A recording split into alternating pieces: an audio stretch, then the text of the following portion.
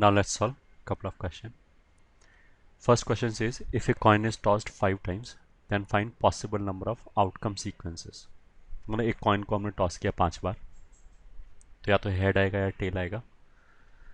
तो हमें ये बताना है कितने तरीके से आउटकम आ सकते हैं।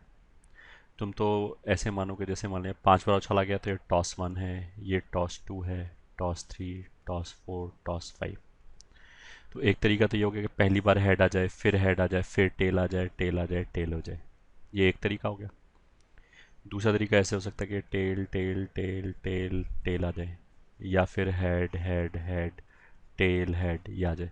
तो ऐसे ये पहला तरीका हो गया, ये दूसरा तरीका हो गया, ये तीसरा तरीका हो गया। ऐसे हमें गिन के बताना है कि कितने पॉसिबल आउटकम सीक्वेंस आ सकता है। ठीक है, अब इस क्वेश्चन को तुम ऐसे सोचो कि हमारे पास इफेक्टिवली 5 प्लेसेस हैं। मतलब आउटकम के लिए ये आउटकम 1 हो गया, ये आउटकम 2 हो गया, ये आउटकम 3 हो गया, आउटकम 4 हो गया और ये आउटकम 5 हो गया। अब पहले वाला ये जो बॉक्स है जिसको हम पहला आउटकम बोल सकते हैं, उसमें एच भी आ सकता है और टी भी आ सकता है। ऐसे जो दूसरे वाला है उसमें भी एच भी आ सकता है, टी भी आ सकता है। तो अब हमारा इफेक्टिवली क्वेश्चन क्या है? क्वेश्चन हमारा ये है कि इन 5 बॉक्सेस को हम कितने तरीके से भर सकते हैं। जितने तरीके से भर सकते हैं उतने ही पॉसिबल आउटकम आ जाएगा। जैसे एक तरीका तो ये हो गया कि सभी में एच आ जाए, एक तरीका ये हो गया कि एच एच वही जो पहला वाला लिखा है टी टी टी, ये दूसरा तरीका हो गया। पहला चीज़ तो इफेक्टिवली हमें क्या करना है कि ये 5 बॉक्सेस को फिल करना है। अच्छा, पहले बॉक्स को फिल करना है एंड दूसरे बॉक्स को फिल करना है, ऐसे बोलेंगे। या फिर ऐसे बोलेंगे पहले बॉक्स को फिल करना है और दूसरे बॉक्स को फिल करना है। मतलब पहले बॉक्स को फिल करना है, दूसरे बॉक्स को फिल करना है, इसके बीच में ऑप्शन है या कंडीशन है? तो ऑफकोर्स कंडीशन है, एंड बोला गया है। क्योंकि 5 बार तो उछाला ही गया है ना, तो पहली बार भी कुछ ना कुछ आएगा एंड दूसरी बार भी कुछ ना कुछ आएगा। पहले और दूसरे के बीच में ऑप्शन थोड़ा है कि चाहे तो पहली बार कुछ आ जाए चाहे दूसरी बार कुछ आ जाए, इस बात का कोई सेंस ही नहीं बनता। ठीक है, तो अब हमारा ये हो गया कि इसको अब हमने ऐसे बोल दिया कि पहले बॉक्स को भरना मान लिया इवेंट E1 हो गया, दूसरे बॉक्स को भरना इवेंट E2 हो गया, तीसरे को E3, E4, E5। तो पहला इवेंट E1 करना है एंड दूसरा इवेंट E2 करना है एंड तीसरा इवेंट E3 करना है, ऐसे करके बोला जा रहा है। तो एंड का मतलब क्या है? मल्टीप्लाई करेंगे। ठीक है, जो भी नंबर ऑफ वेज होगा। अब नंबर ऑफ वेज पे आते हैं। पहले बॉक्स को भरने के कितने तरीके हैं? 2 तरीके, या तो एच आ जाए या टी आ जाए। तो पहले इवेंट को करने के कितने तरीके? 2 तरीके। दूसरे इवेंट को करने के कितने तरीके हैं? 2 तरीके। तो पहले इवेंट एंड दूसरे इवेंट को करने के कितने तरीके हो गए? 2 × 2। क्या क्या चीज़ हमने, कीवर्ड्स क्या क्या है? एंड है एक तो, दूसरा जो हमने बोला कि E2 को करने के कितने तरीके हैं या फिर दूसरे बॉक्स को भरने के 2 तरीके हैं, वो इंडिपेंडेंट है कि पहली बार चाहे कुछ भी है, पहली बार चाहे हेड आए चाहे टेल आए, उसके ऊपर दूसरे वाले के ऊपर कोई फर्क नहीं पड़ता। तो इंडिपेंडेंट है इसलिए मल्टीप्लाई कर सकते हैं। ठीक है, तो आंसर कितना हो जाएगा? पहले बॉक्स को भरने का 2 तरीका एंड मतलब इनटू, दूसरे बॉक्स को भरने का 2 तरीका एंड, तो जितने भी इवेंट्स हैं सबको मल्टीप्लाई कर दिया। मतलब जो हमने डेफिनेशन लिखाया था उसमें E1 E2 लिखाया था, 2 इवेंट के लिए लिखाया था, बट लॉजिक समझ में आता है तो इवेंट कितनी भी हो सकती है, बस मल्टीप्लाई करेंगे। तो आंसर कितना हो जाएगा? 2⁵5। 2⁵5 कितना होता है? 32। तो मतलब अगर मैं जितने भी पॉसिबल सीक्वेंस है आउटकम का, जैसे एक ये हो गया, दूसरा ये हो गया, तीसरा ये हो गया, फोर्थ ऐसी कुछ और आ जाएगा, अगर मैं उनको सब लिस्ट करना शुरू करूं तो टोटल कितने तरीके आ जाएंगे? 32। ये बोला गया है इसमें। तो पहले क्वेश्चन का आंसर कितना हो गया? 32। आई होप समझ में आ गया होगा। खत्म हो गया। दूसरा question, find the number of ways in which 3 objects out of 10 different objects can be placed in a row on a shelf. Again मान लिया ये शेल्फ के ऊपर 3 प्लेसेस हैं, इसमें से हमें इसको फिल करना है एंड इसको फिल करना है, एंड आ रहा है एंड तीसरे को फिल करना है, और हमारे पास टोटल कितना ऑब्जेक्ट है? 10 ऑब्जेक्ट। तो हमने क्या किया, हाथ में 10 ऑब्जेक्ट ले लिया। पहले प्लेस पे, पहले प्लेस को फिल करने के कितने तरीके हैं? 10 तरीके।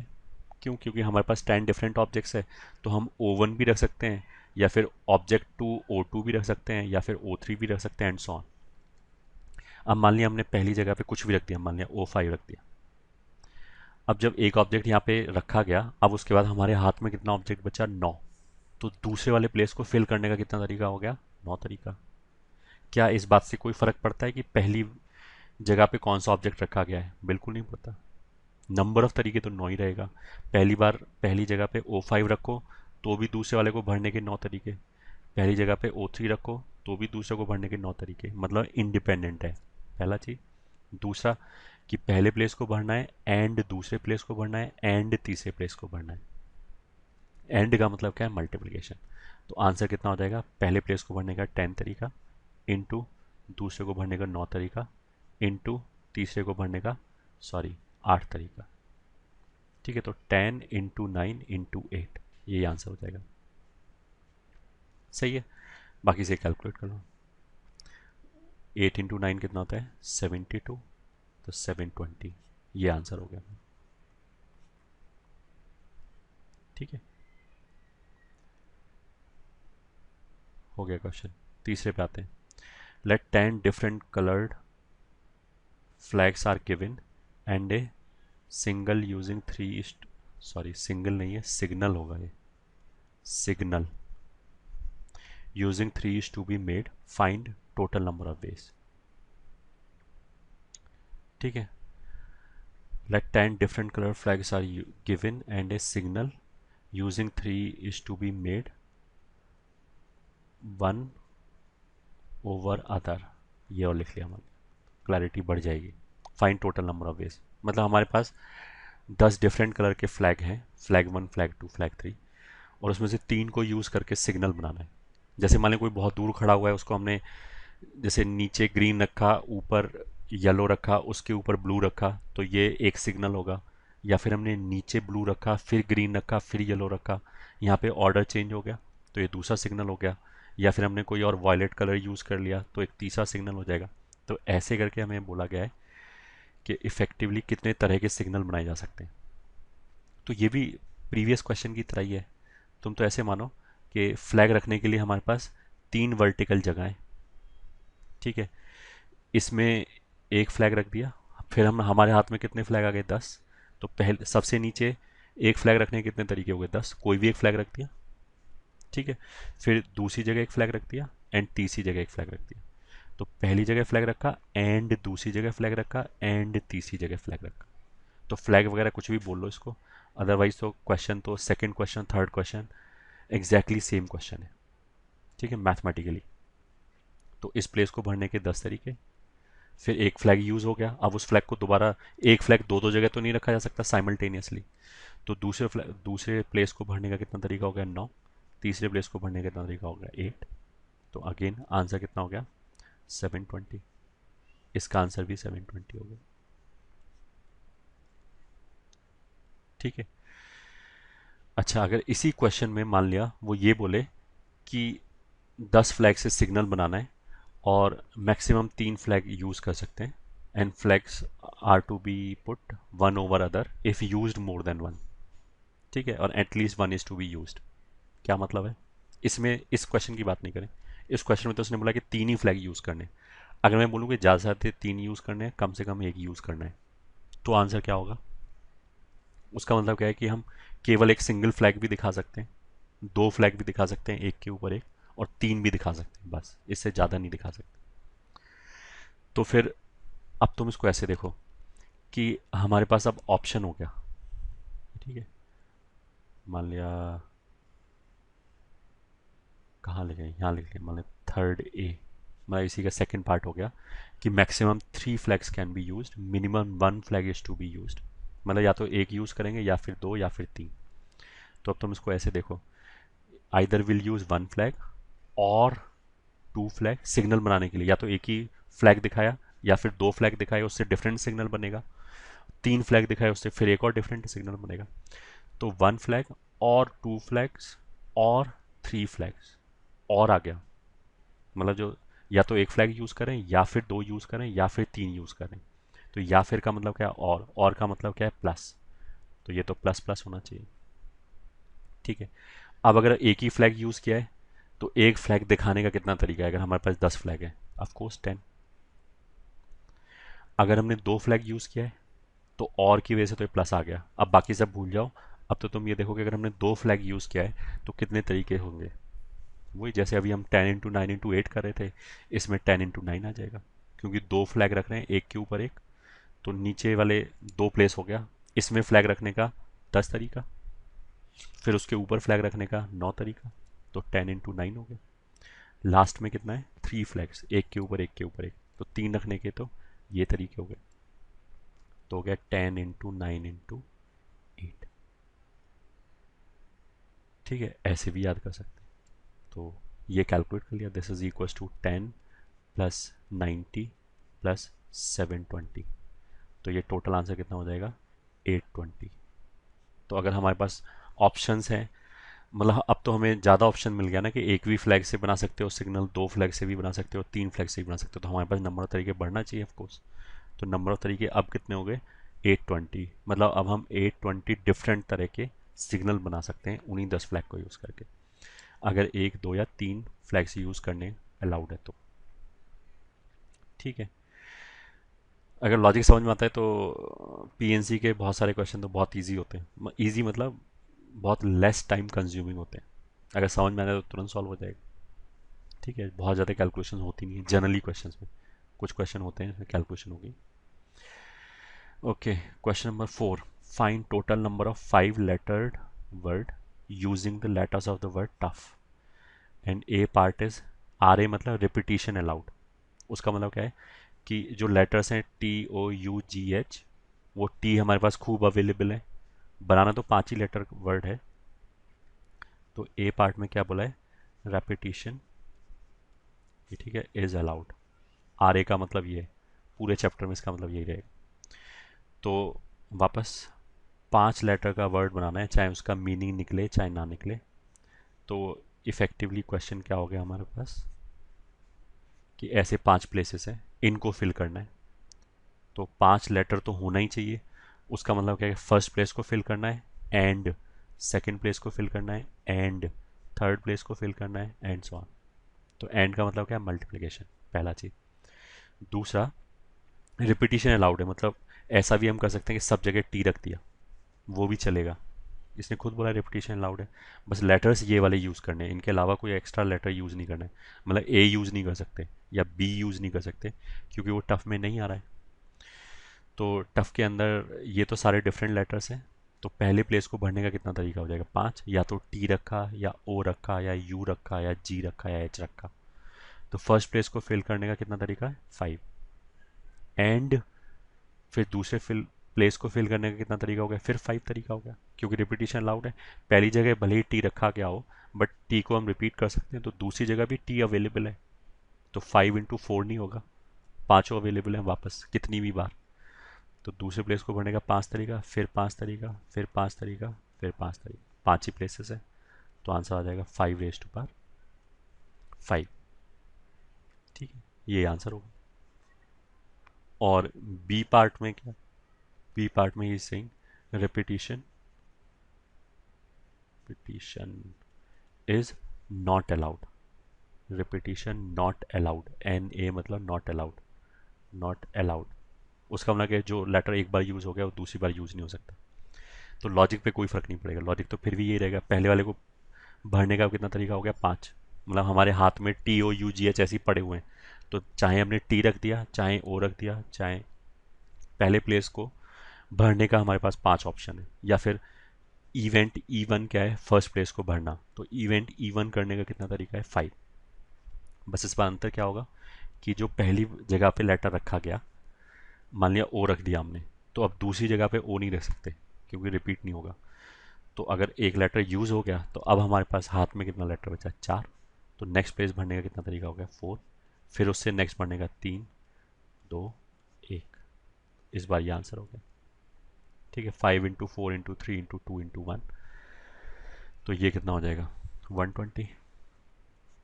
अगर रिपीटिशन अलाउड नहीं है तो ये हो जाएगा।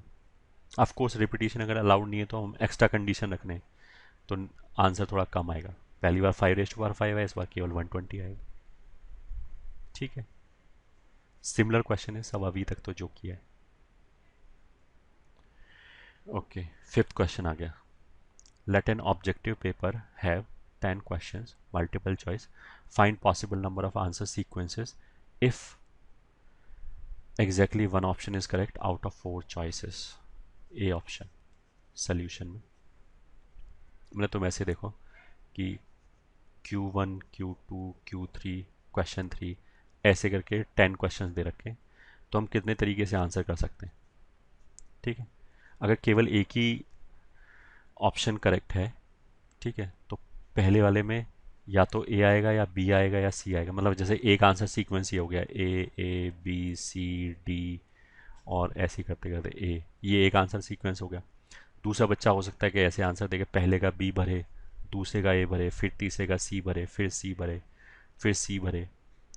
एक बच्चा हो सकता है तुक्का लगा रहा हो, सभी में सी सी सी सी सी भर दे, बोल दे, उसे एक का भी आंसर नहीं आता, उसने सी सी सी भर दिया। तो अब हमें ये गिन के बताना है, जैसे ये एक आंसर सीक्वेंस हो गया, ये दूसरा आंसर सीक्वेंस हो गया, ये तीसरा हो गया, ऐसे गिन के बताने कितने आंसर सीक्वेंस आ जाएंगे। ठीक है, सिंपल है। तुम तो फिर ये मानो कि क्वेश्चन 1 के करस्पॉन्डिंग जो आंसर है उसके लिए एक बॉक्स अवेलेबल है, इसमें दूसरा बॉक्स अवेलेबल है, इस बॉक्स के अंदर मेरे को ए बी सी डी में से कुछ एक लिखना है। तो इन 10 क्वेश्चन का आंसर देने का मतलब क्या है, ठीक है, कि मेरे को एक ऑप्शन लिखना है, पहले बॉक्स में या तो ए लिखूंगा या बी लिखूंगा या सी लिखूंगा। मतलब इफेक्टिवली ये हुआ कि फर्स्ट बॉक्स को फिल करना है एंड सेकंड बॉक्स को फिल करना है एंड थर्ड बॉक्स को फिल करना है। तो पहले बॉक्स को फिल करने का कितना तरीका, 4। फिर दूसरे बॉक्स को फिल करने का कितना तरीका, 4, फिर 4। इस बार तो ऐसा नहीं है ना कि एक बार ए यूज़ हो गया तो दूसरे का आंसर ए नहीं हो सकता है ऑफकोर्स। तो 4 × 4 × 4 ऐसे कितनी बार आ जाएगा, 10 टाइम्स। तो आंसर कितना हो जाएगा, 4⁻10 या फिर 2⁻20, जो भी ऑप्शन में हो तुम्हारे, ये आंसर हो जाएगा। ठीक है, आई होप कोई दिक्कत नहीं होगा इसमें। 10 क्वेश्चन का आंसर देने का मतलब क्या है कि हमारे पास 10 बॉक्सेस अवेलेबल हैं, उनको भरना है। ठीक है, चाहे इसको ऐसे बोल दो कि Q1 के सामने ऐसे ए बी सी डी वाले 4 अवेलेबल हैं, फिर Q2 के सामने भी ऐसे ए बी सी डी वाले 4 सर्कल अवेलेबल हैं जिनको फिल करना है, फिर ए बी सी डी वाले। तो Q1 को आंसर देने का कितना तरीका होगा, किसी भी एक को फिल किया तो 4 ऑप्शन है। फिर Q2 को आंसर देने का कितना तरीका होगा, 4। Q2 का आंसर क्या होगा, इस बात पे इस बात का कोई फर्क नहीं पड़ता कि Q1 का आंसर क्या था। Q1 में ए था तो इस बात का ये मतलब नहीं कि Q2 पे उसका कोई फर्क पड़ेगा, कोई फर्क नहीं पड़ता, वो तो ए बी सी डी में से कुछ भी हो सकता है, ऐसे भी बोल सकते थे उसको। ठीक है, अब बी पार्ट में क्या हो गया, मोर than one option is correct. अब मोर देन वन का मतलब क्या है कि एक ना एक तो करेक्ट हो गई होगा। ठीक है, ओके, ये थोड़ा सा लेंदी हो जाएगा। अब जैसे मान लिया Q1 है, Q1 का मैं आंसर कैसे देख सकता हूँ, मोर देन वन इज करेक्ट। मैं ऐसे ही बोलता हूँ केवल ए बोल दिया या केवल बी बोल दिया या केवल सी बोल दिया या केवल डी बोल दिया, या दो दो ऑप्शन भी हो सकते हैं कि दो टू ऑप्शंस करेक्ट हो, ऐसा भी हो सकता है ए बी हो गया, ए सी हो गया, ए डी हो गया, या बी सी हो गया, बी डी हो गया, या सी डी हो गया। ऐसा भी हो सकता है तीन करेक्ट हो, ए बी सी हो गया, ए बी डी हो गया एंड सो ऑन। और ऐसे भी हो सकता है चारों करेक्ट हो जाए, ए बी सी डी। तो पहले तो मेरे को ये गिनना पड़ेगा कि Q1 का आंसर कितने तरीके से दे सकते हैं। ठीक है, मतलब बाकी तुम 10 क्वेश्चन भूल जाओ, अब तो केवल ये सोचो कि हमारे पास एक क्वेश्चन Q1 है, ये ठीक है, इसके आगे ऐसे 4 सर्कल्स हैं जिनको हमें फिल करना है और कितने भी सर्कल फिल कर सकते हैं। ठीक है, तो आंसर कितने तरीके से आ जाएगा, एक तरीका तो ये होगा कि ऐसे गिन लो, एग्जैक्टली एक ही आंसर करेक्ट है तो वैसे 4 ऑप्शन हो गए, एग्जैक्टली 2 आंसर करेक्ट है तो ए के साथ बी हो सकता है, ए के साथ सी, ए के साथ डी। फिर बी से शुरू होगा, बी के साथ सी, बी के साथ डी। बी के साथ ए तो नहीं बोलेंगे क्योंकि ए बी बोलो या बी ए बोलो एक ही बात है। ठीक है, फिर सी के साथ डी, फिर तीन तीन वाले आ जाएंगे, A B C, A B D, A C D और बी सी डी, ऐसे 4 ऑप्शन आ जाएंगे। फिर एक चारों वाला आ जाएगा, ए बी सी डी। तो टोटल कितने हो गए, 1 2 3 4 5 6 7 8 9 10 11 12 13 14 15। तो Q1 को आंसर करने के 15 तरीके, एक तो ऐसे बोल सकते हैं। ठीक है, दूसरा तरीका क्या है ये 15 गिनने का। 1 मिनट के लिए 10 क्वेश्चन भूल जाओ, अभी तो तुम केवल ये कॉन्सेंट्रेट करो कि मैं पहले क्वेश्चन का आंसर कितने तरीके से दे सकता हूँ, ये कैलकुलेट करें। तो एक तरीका तो होगा हमने मैनुअली गिन लिया, ठीक है, विदाउट दिमाग खर्च किए, कि या तो एग्जैक्टली एक करेक्ट होगा, या एग्जैक्टली दो करेक्ट होगा, या तीनों करेक्ट होगा, या चारों करेक्ट होगा। तीनों मतलब या तो तीन करेक्ट होगा या फिर चारों ही करेक्ट होगा। ऐसा नहीं हो सकता कि कोई भी ऑप्शन ना हो, ऑफ कोर्स ऐसा तो नहीं होता, ये तो पता ही है तुम्हें, पेपर देते रहते हो शायद। हाँ, एक तरीका तो ये होगा कि हमने ऐसे गिन लिया। दूसरा तरीका क्या हो गया, तुम ऐसे मानो कि Q1 को आंसर देने का तरीका का मतलब यह है कि इन चार सर्किल को मेरे को फिल करना है। तो पहले सर्किल को फिल करने का ऑप्शन कितना है मेरे पास, दो ऑप्शन, या तो मैंने फिल किया या खाली छोड़ दिया। ऐसे ही फिर दूसरे को फिल करने का कितना तरीका हो गया, दो तरीका, या तो फिल किया या नहीं किया, 2 × 2। ये ठीक है, मतलब बी के करस्पॉन्डिंग आंसर देने का मैंने बोला दो ऑप्शन है, जैसे ये A B C D ऐसे है। बी के करस्पॉन्डिंग आंसर देने का दो तरीका है, या तो मैंने बी वाला सर्किल फिल किया या नहीं किया। ठीक है, तो जैसे अगर मैं ये वाला ऑप्शन उठाऊं सी, इसमें बी वाला सर्किल फिल नहीं हुआ होगा। या फिर जैसे मैं ACD उठाऊं, इसमें भी बी वाला सर्किल नहीं फिल हुआ होगा, वो अपने आप काउंट हो जाएगा यहाँ पे।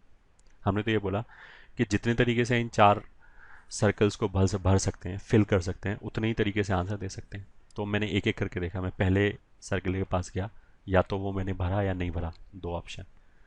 तो बी का आंसर करने का दो ऑप्शन, या तो भरा या नहीं भरा। सी के या तो फिल किया या छोड़ दिया। ऐसे डी का 2 × 2 × 2 × 2 ये हो गया। बट इसमें क्या हुआ कि इसमें एक बार वो भी काउंट हो गया जब ना तो पहले वाला भरा गया, ना दूसरे वाला भरा गया, ना तीसरे वाला। इसमें भी ये है ना, फिल नो फिल दोनों काउंट हुआ है। फिर इसमें भी फिल नो फिल, फिल और नो फिल है, मतलब फिल किया या नहीं फिल किया, इनके बीच में ऑप्शन है। तो इसलिए 1 + 1 2 हुआ है, दो ऑप्शन, इसलिए टोटल आया कि ए का आंसर देने का कितना तरीका है, दो तरीका, या तो फिल किया या नहीं किया, या तो मतलब प्लस, तो इसलिए 1 + 1। अच्छा, ए का भी आंसर देना है एंड बी का भी आंसर देना है, एंड है वो। ठीक है, मतलब बी फिल नहीं किया वो भी एक तरीका बोल दिया हमने आंसर देने। तो ऐसे ये भी फिल नो फिल ऐसे करके आ जाएगा, ऐसे ये वाला भी आ जाएगा। चलो लिख दिया फिल नो फिल। तो क्या होगा कि ये जो आया 16, इसमें एक बार वो वाला केस भी आ गया जब चारों ही फिल नहीं किया, बाकी कोई गड़बड़ नहीं। तो जब इसमें भी नो फिल आया, इसमें भी नो फिल आया, इसमें भी नो फिल आया, इसमें भी नो फिल आया, मतलब ये इवेंट E1 है, इवेंट E2 E3 E4। तो जब हमने इवेंट E1 को किया इस तरीके से कि फिल नहीं किया, या इवेंट E2 को किया इस तरीके से जब फिल नहीं किया, जब चारों ही फिल नहीं हुए, वो भी इसमें काउंट हो गया। ठीक है, मतलब इस 16 में क्या क्या काउंट हुआ कि ए फिल हुआ, बाकी तीन फिल नहीं हुआ, या फिर ए फिल हुआ, बी फिल हुआ, ये दोनों फिल नहीं हुआ, या फिर ये फिल नहीं हुआ, बी फिल हुआ, सी फिल हुआ, ये भी फिल। ये पहला तरीका, दूसरा तरीका, तीसरा तरीका, ऐसे ये सारे इसमें काउंट हो गए अपने आप। तो इसमें एक तरीका वो भी काउंट हुआ जब चारों ही फिल नहीं हुआ, तो वो तो नहीं माना जाएगा, वो तो आंसर नहीं है। तो इसलिए बस उसी तरीके में दिक्कत है, बाकी किसी में कोई दिक्कत नहीं। तो ये जो टोटल 16 आया है उसमें से हमने एक वो तरीका घटा दिया जब कोई भी फिल नहीं हुआ, तो कितना हो गया 15। तो ये 15 ने हमें क्या बताया कि क्वेश्चन 1 का आंसर हम 15 तरीके से दे सकते हैं। ठीक है, ये तो केवल क्वेश्चन 1 का आंसर दिया है हमने। अब वापस क्वेश्चन पे आए थे, उसने क्या बोला कि हमें 10 क्वेश्चन का आंसर देना है और मोर देन वन करेक्ट है। तो वापस अब क्वेश्चन 1 का जो ये आंसर है, इसके अंदर मैंने ए लिख दिया तो एक तरीका हो गया, या AB लिख दिया वो दूसरा तरीका हो गया, या ABC लिख दिया वो तीसरा तरीका हो गया आंसर देने का। तो ऐसे Q1 के करस्पॉन्डिंग आंसर देने के मेरे पास कितने तरीके हैं, 15। फिर Q2 के करस्पॉन्डिंग आंसर देने के कितने तरीके हैं, फिर 15। ठीक है, क्योंकि मल्टीपल चॉइस तो सारी क्वेश्चन है। तो Q1 का भी आंसर देना है, एंड Q2 का भी देना है, एंड Q3 का भी देना है, एंड सो ऑन। तो टोटल नंबर ऑफ वेज कितना हो जाएगा, 15 × 15 × 15 एंड सो ऑन 10 टाइम्स। सही है, तो आंसर कितना हो जाएगा 15⁻10। इतने तरीके की आंसर की सीक्वेंसेस बन सकता है अगर मल्टीपल चॉइस क्वेश्चन है। ठीक है,